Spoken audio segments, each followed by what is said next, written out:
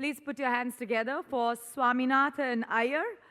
He is one of the most independent minds that you can read, and that's why he's really here to put in perspective what's happening on the political and economic front. For those of you who know him as the person you read, here's a little more about him.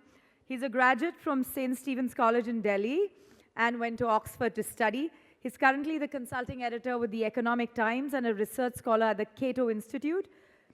He spends half his time in India and half in Washington, D.C. He's been the editor of two biggest economic dailies. As we know, one is Economic Times and the other was Financial Express. For 2 decades, he's also been the India correspondent of The Economist.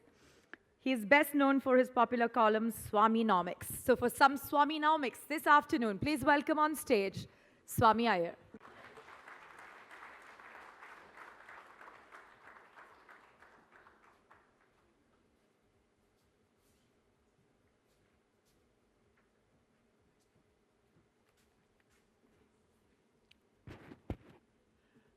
Well, hi there. Rajdeep has already spoken to you on the Indian political scene. I was asked to speak on the politics of economics and the economics of politics. These things are so completely intermingled that I'm sure Rajdeep must also have touched on a number of these issues. But let me try and first talk on some structural and historical stuff, and maybe later with Shelley Chopra in the question and answer, we'll get some of the more current issues. Structurally, what is happening? India is a semi-federal country. The states had powers, the central had powers. Historically, we were dominated by New Delhi and dominated by one party, the Congress party. So you had a situation where, if you came to Delhi and met the Congress party and Jawaharlal Nehru, you knew what was happening in India. Today, almost 70 years later, I would say the situation is dramatically changed. The power in New Delhi has diminished and diminished and diminished. The power in the state governments has grown and grown and grown. This has happened because of two reasons.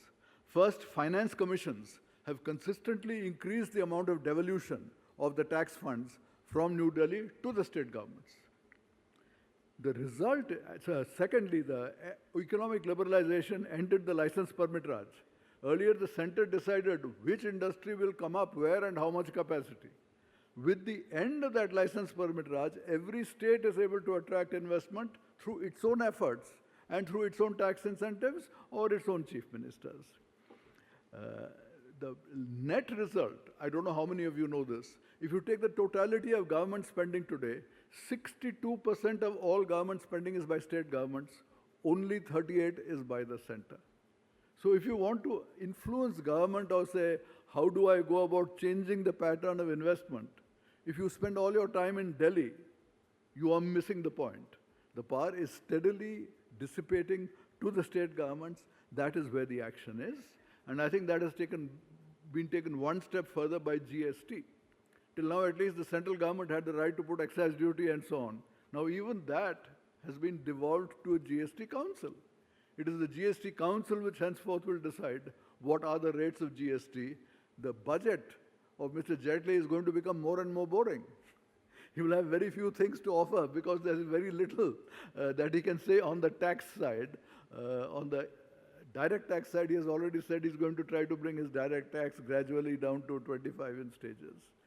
And if you already know what's going to happen in direct and indirect taxes, there is not that much he can play around with in the budget on the tax side, though of course he can play around on the spending side and decide which is the fancy new subsidy or the fancy new scheme which he's going to launch. Okay, so one major feature of this decentralization, of course, has been the rise of powerful chief ministers and very often of powerful, I used to call them non-Congress parties, but I suppose, with the BJP growing, we have to say perhaps also just a variety of parties. Incumbency in India used to be one of the most difficult things anywhere in the world. In most democracies, an incumbent tends to get re-elected. In America, if you're a senator, you would probably get re-elected all your life in some cases, 30, 40, 50 years. In India, the rate of re-election of an incumbent is about 33%. 2/3 of incumbents lose their seats even if their own party wins.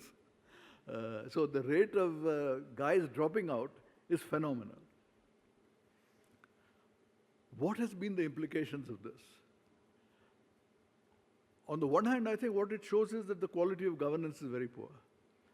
There are some other countries where they say, what matters is the policy.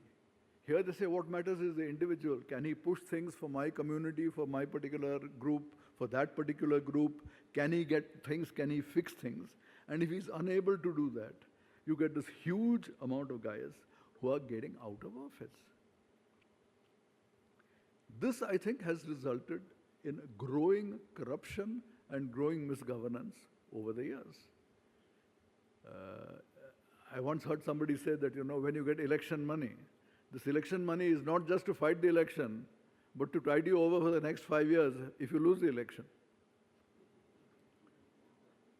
Now, of course, people are saying, well, what happens if you lose the second election? So let's make enough to tide you over for the next 10 years.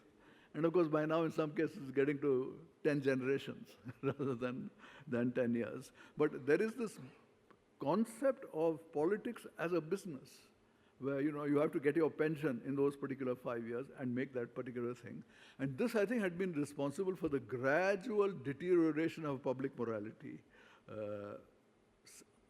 after the 60s, after the 70s, I would say, when Congress lost its hegemony and the position of incumbents became extremely uncertain, and it's been going. One of the other features that you see is the rise of dynasties. If you go back to independence, we had a large number of political parties which supposedly were based on ideology. You had the Marxists, or you had the Socialists, or you had the BJP, you had the Congress. And there was nothing in any party which suggested automatic succession of family members. That has completely and totally changed. The All India parties, the ones without any kind of dynasty, have by and large been on the retreat, with the single exception of the BJP. And all the others have become dynastic parties. The Congress party, of course, is a party of the Gandhi family. I mean, within the Congress, people are thoroughly fed up with Rahul Gandhi. As somebody says, na bahu lata hai, na bahumat.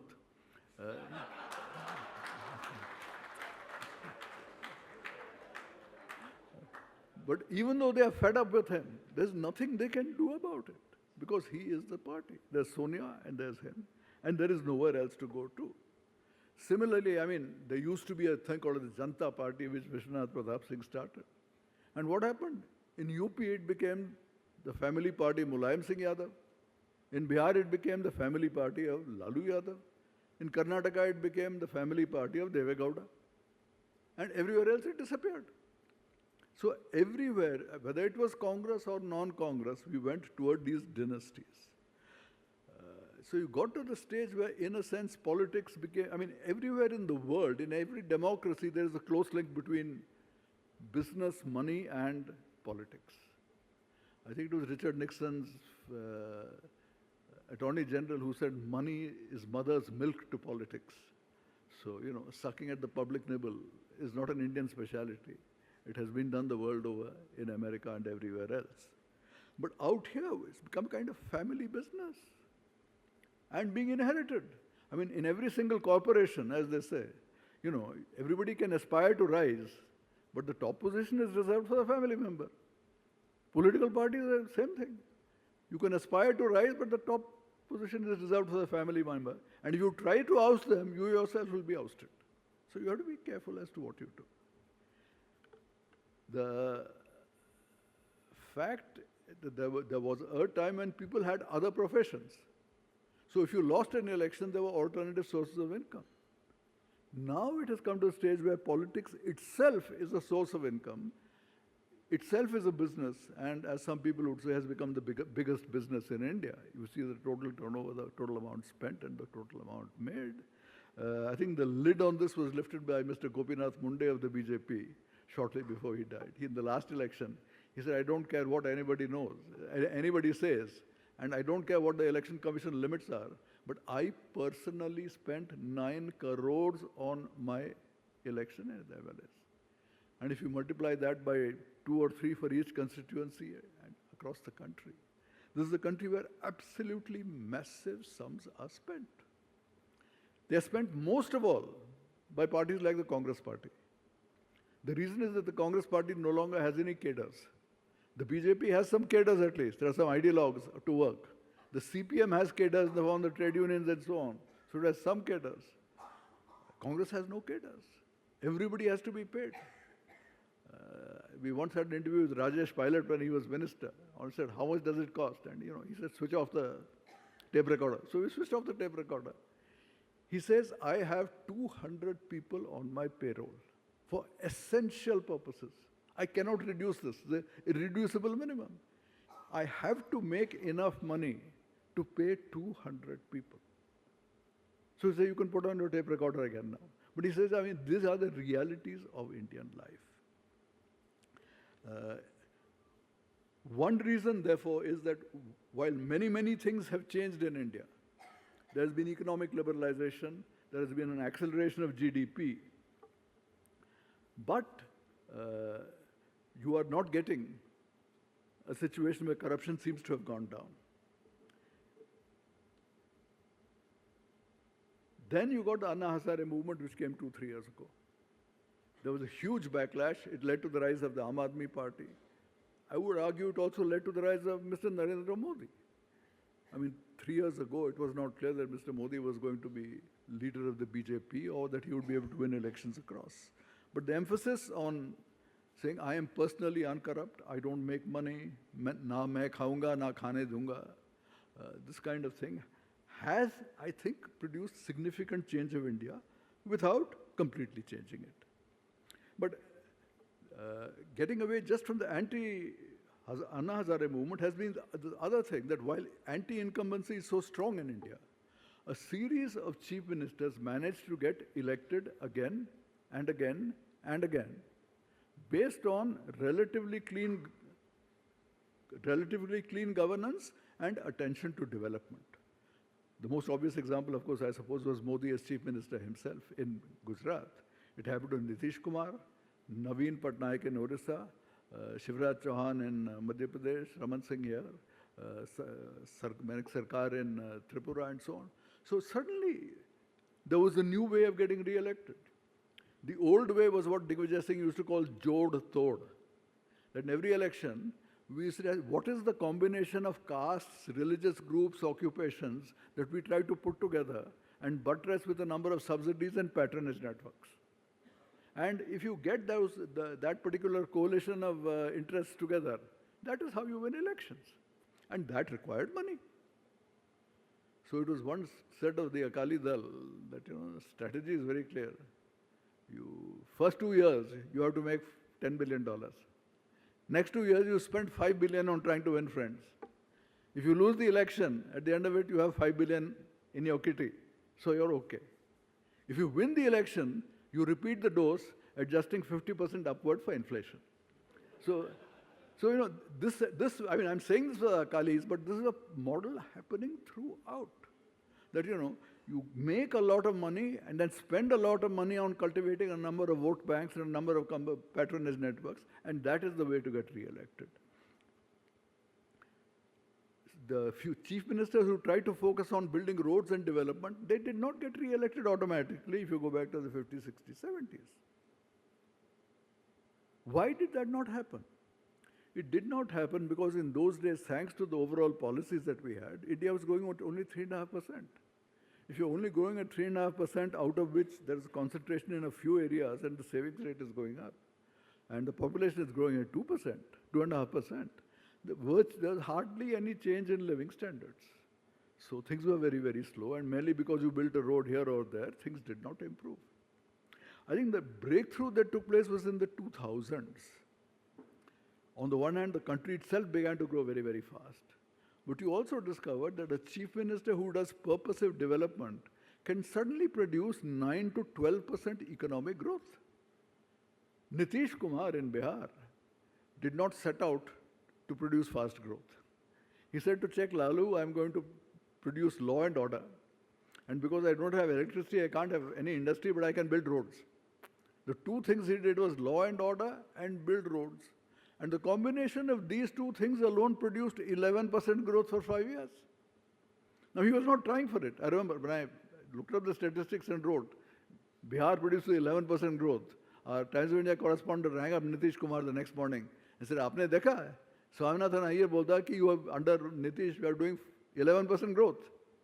The short silence, and Nitish finally says, "Agar Swaminathan Aiyar kehte hain, to shayad theek hoga." And from his point of view, it was not very relevant, it was not very important. The figures themselves didn't matter. His aim was law and order and roads. But look at the kind of changes that have come about. It then turned out, it transformed the quality of governance and transformed the rate of economic growth. I'm giving that as an extreme example. Naveen Patnaik in Orissa, I mean, it has the worst fiscal position of all the states in 2000. He's now converted into large revenue surplus. Now, he himself is clean. Large number of corrupt ministers. He is in power because I think he has sacked more cabinet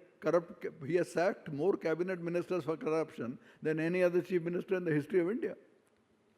So, you know, the development is taking place, the clean image is out there. So suddenly there is a new model that if you follow this model, you can get elected again and again and again. I would argue that while a lot of people are giving credit to the central government that India produced 9% growth in the 2000s. Yes, without doubt, those policy changes were needed. But if you then break it down and see that some very, very backward states earlier on used to drag India down, many of those same states suddenly began to drag India up. And without them, you would not have achieved 9% growth. So you had several of these states growing faster than the national average. By no means all. Jharkhand didn't do that well, Rajasthan didn't do that well. But a new model came. So instead of having this model of how do you make lots of money distributed, have jod-tod, have this caste combination, that occupational combination, it suddenly said if you have clean government and you have positive development, then you will get more and more, not only more and more growth, you will be re-elected and get more and more votes. This, I think, has made a very huge difference to our polity. Once upon a time, if you were honest, you had no money to fight the election, and if you did development, it got you no votes. Now, honesty plus development is suddenly getting you votes. It is suddenly ensuring re-election. I think this is responsible for the fact that India is growing at the rate that it is. It is a strong underlying structural change. I don't think it has been given enough notice, given enough attention. But if we can build on this, then I think the future of India really does become much, much stronger. It is true that at the whole, I mean, I talk to businessmen, they say, well, you know, there may not be corruption in New Delhi, but at the ground level, there is a lot in many states. And yet in many other states, they say things have improved. I mean, I talk to builders in Mamata Banerjee's West Bengal, and they said, given a choice between West Bengal and Maharashtra, we'll go to West Bengal any day. Corruption is so much less out there. So it was news to me that Bengal is finally attracting capital. And simply attracting, I mean, Maharashtra, you see, is so well placed that they can afford to milk the system and still have fast growth. They don't have that particular incentive. But the move, I said, the overall thing now is that if you do development, Mamata Banerjee, in my view, won that last election entirely because of development. People in Calcutta hated her. She did all kind of strong arm tactics, but the increase in rural electrification, road building was terrific. That is the kind of thing now that wins you re-election, and that gives hope for the kind of thing that's going to happen. What is the future for our economic policy? What are the implications? What we have seen on the one hand is pragmatic, half-baked liberalization, small incremental steps here and there.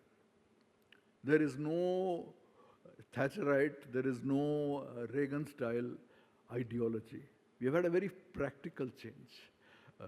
If you go back to 1991, in that socialist era, the whole idea was government must do everything, and that's a good thing. So when it turned out that model was finally bust, and the Soviet Union also went bust at the same time, so you couldn't go towards that same thing, there was a kind of new thing. Number one, that we have to give up government monopoly, and the private sector must be allowed to expand. Unfortunately, it must be. I mean, it was more in sorrow, I think, than in triumph that they went for economic liberalization. But at the same time, there was a clear consensus, keep it half-baked. Change here and change here. Wherever there's a large vote lobby which opposes it, don't do anything. Like agriculture was not changed. The land markets were not changed. There was equal consensus, don't give up any subsidies if possible. And wherever possible, create even more subsidies. And the proliferation of subsidies continues. There are scholars who are doing work into what is the total number of programs with subsidies, and there are so many of them, you can't even arrive at a consensus on how many programs there are.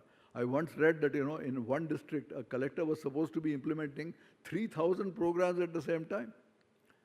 What kind of administrative setup? I mean, some huge administrative changes are required out there. But that's part of the new consensus. And the third, of course, was that, since economic liberalization liberalized very large areas where there used to be corruption.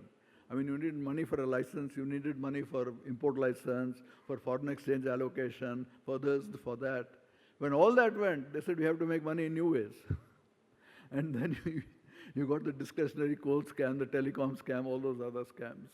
But that is finally being brought under control. And the fact that Modi and the other chief ministers have demonstrated that making large sums of money is not the only way of elections, there is this other new way. I think it's a positive way forward. I think we can look forward, therefore, in the coming years, to what Arvind Subramaniam calls pervasive incrementalism. We will by and large not get radical changes, but we'll move a little step here, a little step there. There will still be various populist schemes again and again. The latest example being the farm loan waiver. Now, Mr. Modi was so unsure of himself, stupidly, he thought that it's necessary to offer a farm loan waiver to win the election in UP. I mean, of course, when he won the election, hands down, he must have kicked himself and said, it was not necessary at all. But in order to win the election, he thought it was necessary. And when he announced it, the pressure on every single chief minister across the length and breadth of India rose, where it's become almost a national thing. This, I think, will happen again and again. There will constantly be fiscal pressure. So along with this incremental reform that improves things, we are going to have incremental stupidities, which constantly change the thing again. So I would say this kind of thing is probably good enough to give us 7% growth. Is it good enough to give us 10% growth? Absolutely no. But at the same time, if you look at the history of development, there are very, very few countries that have done 7% growth for decades. If we have already done so for 2.5 decades, we've actually done a pretty good job. If we can keep it up, it'll be a pretty good thing. Thank you.